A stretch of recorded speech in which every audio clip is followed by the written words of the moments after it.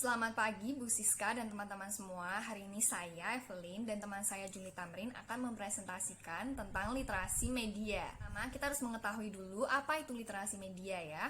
Jadi literasi media dalam bahasa Inggris yaitu media literasi terdiri dari dua kata, yaitu media yang artinya tempat pertukaran pesan dan literasi artinya melek dan memahami.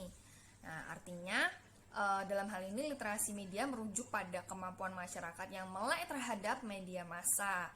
Maka literasi media juga dapat diartikan sebagai pemahaman sumber, teknologi komunikasi, kode yang digunakan, pesan dan dihasilkan, kemudian seleksi, interpretasi, dan dampak dari pesan tersebut. Literasi media sendiri merupakan kemampuan mengakses, menganalisis, mengevaluasi, dan mengkomunikasikan informasi dalam berbagai bentuk media. Artinya literasi media ini adalah seperangkat perspektif yang digunakan secara aktif saat mengakses media massa untuk menginterpretasikan pesan yang dihadapi.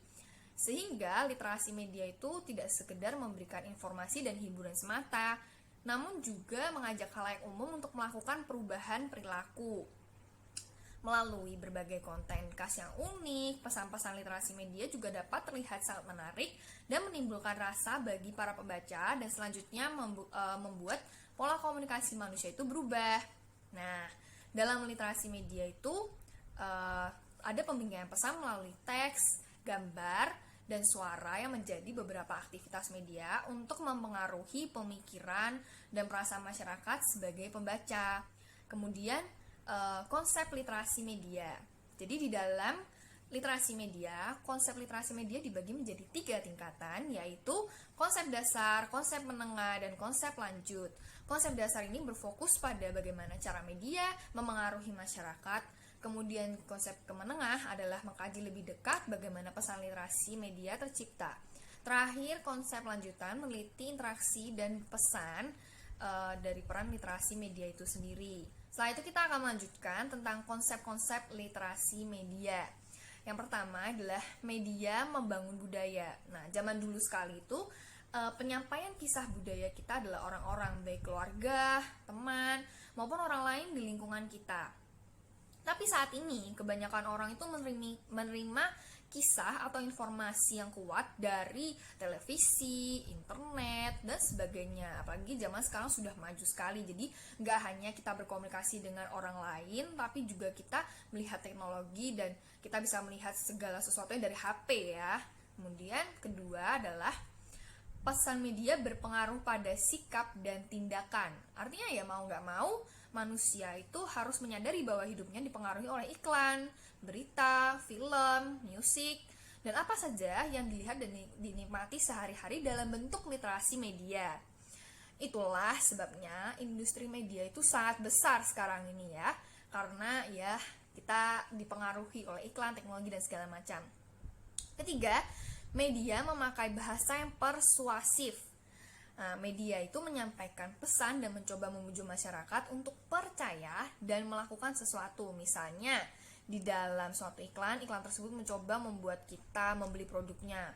Atau dalam novel atau drama di televisi berusaha agar tampil serealistis mungkin agar penonton akan terus menikmatinya. Apalagi kalau misalkan di K-drama ya, kita kan sering itu melihat iklan skincare, kemudian atau iklan-iklan seperti lipstick. Nah, itu dipengaruhi juga, jadi kita merasa, wah ternyata lipstiknya warnanya bagus juga ya, akhirnya kita akan membeli. Jadi kita dipengaruhi iklan dalam film-film tersebut. Nah, untuk melakukan hal tersebut, biasanya ada sih teknik-teknik khusus ya, berupa pujian atau pengulangan, ketakutan, humor, dan lain sebagainya, yang kemudian disebut sebagai persuasi. Kalau misalkan kita mengulang-ulang lagi iklan-iklan yang ada di K-drama itu diulang-ulang, makanya kita kayak kok sering ya lihat gitu, apakah mungkin produk itu bagus, akhirnya kita mencoba untuk membeli, seperti itu. Selanjutnya yang keempat yaitu media menggunakan fantasi dunia. Jadi media menjadi fantasi yang menyenangkan dan menghibur masyarakat. Kadang-kadang masyarakat itu menikmati literasi media dapat menjadi inspirasi yang melakukan untuk hal yang sama atau melakukan hal yang lebih baik dan lebih bijaksana. Kemudian media literasi sendiri juga membangun sebuah dunia fantasi dan konstruktif mengintegrasikan dengan realita. Selanjutnya nomor 5, tak ada yang menceritakan seluruh kisah.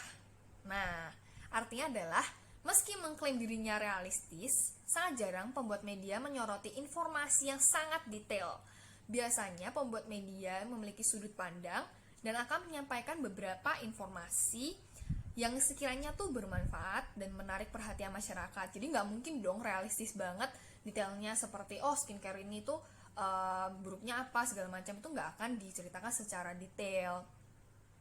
Nah, kemudian keenam yaitu media pesan berisi teks dan subteks, yang artinya teks adalah kata-kata sebenarnya yang tertulis dalam literasi media, disusul dengan adanya unsur lain yang menguatkan, contohnya gambar, suara, audiovisual dalam berbagai pesan. Sementara itu, subteks adalah makna tersembunyi yang menjadi dasar pesan dalam literasi media.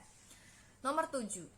Pesan media mencerminkan nilai dan sudut pandang. Artinya dalam menyampaikan literasi media, seseorang itu memiliki sudut pandang dan nilai-nilai tersendiri dalam dapat dipengaruhi oleh pilihan kata, suara, gambar, kemudian digunakan untuk berkomunikasi melalui literasi media.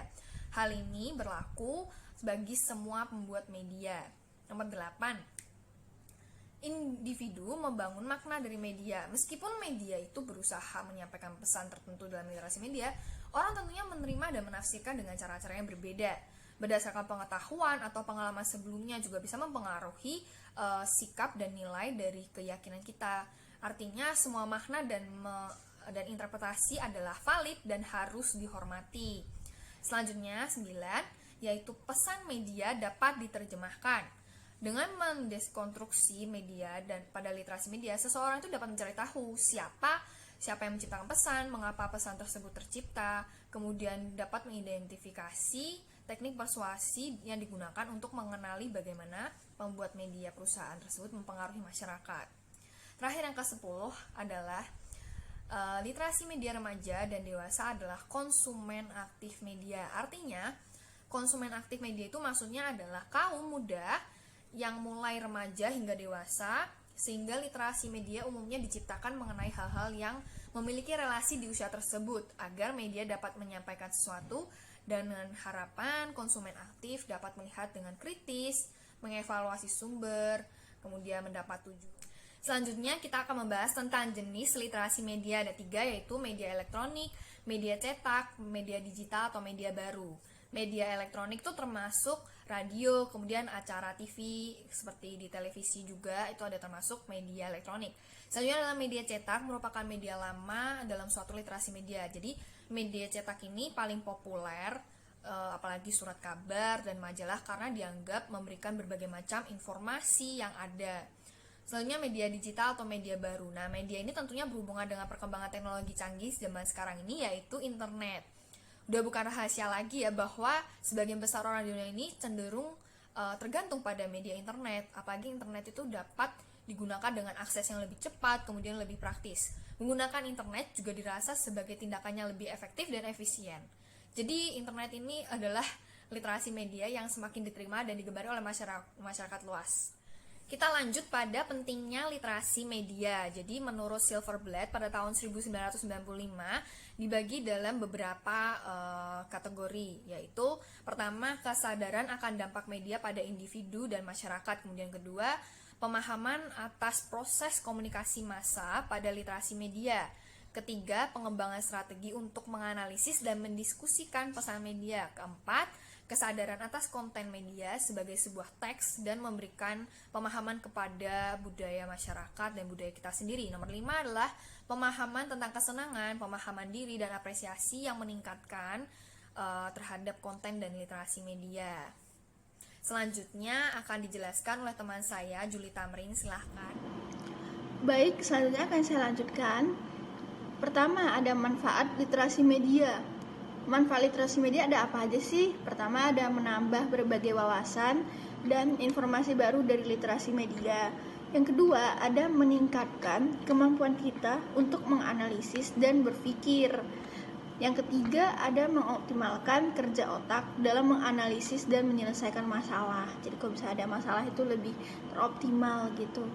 Terus yang keempat, ada meningkatkan kemampuan seseorang dalam merangkai kata secara verbal maupun non-verbal.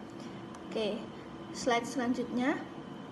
Di sini ada contoh buruk dari literasi media ya. Di sini bisa kita baca ada kasus yang terjadi. Jadi ini saya kutip dari Facebook. Ada kasus yang terjadi kepada Jikra Jatil tahun 2020. Jadi Jikra Jatil ini salah satu dari ribuan orang yang gagal bermedia sosial.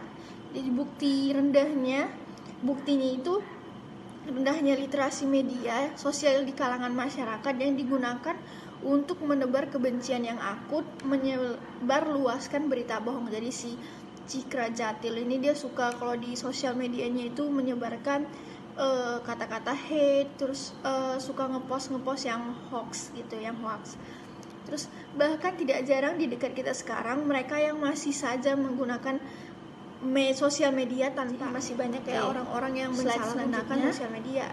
Di sini ada contoh buruk dari literasi media yang bisa kita baca. Ada kasus yang terjadi. Jadi ini saya kutip dari Facebook. Orang-orang yang ada kasus yang terjadi pada Jikra Jatil tahun 2020. Orang-orang yang mensalahgunakan Jatil ini salah satu dari ribuan orang yang gagal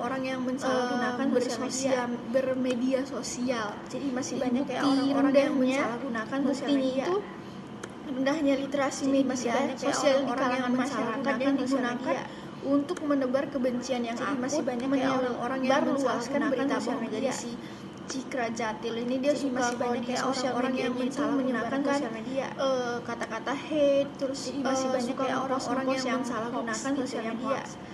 Terus bahkan tidak jarang di dekat kita sekarang mereka yang masih saja menggunakan sosial media tanpa. Di sini slide selanjutnya ada contoh baik literasi media. Jadi ada penggunaan literasi media untuk mencari informasi dan belajar. Jadi masih banyak orang yang menggunakan sosial media dengan baik untuk contoh mengerjakan tugas kuliah online, mencari referensi dan sebagainya. Yang kedua, ada penggunaan media digital. Contohnya menganalisis pasar dalam bidang e-commerce. Jadi kalau misalnya kita ada all shop, kita biasa bisa menganalisis pasarnya dulu, entah kita searching, kita googling, atau kita bisa lihat all shop orang lain gitu. Yang ketiga ada penggunaan media untuk entertainment.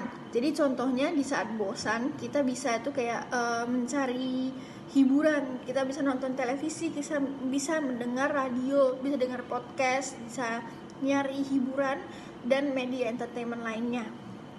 Oke, di sini ada daftar pustaka, bisa kita lihat di sini. Terus selanjutnya terima kasih untuk kesempatannya untuk saya dan teman saya bisa presentasi kali ini. Mohon maaf jika ada salah kata dan pengucapan. Saya ucapkan terima kasih.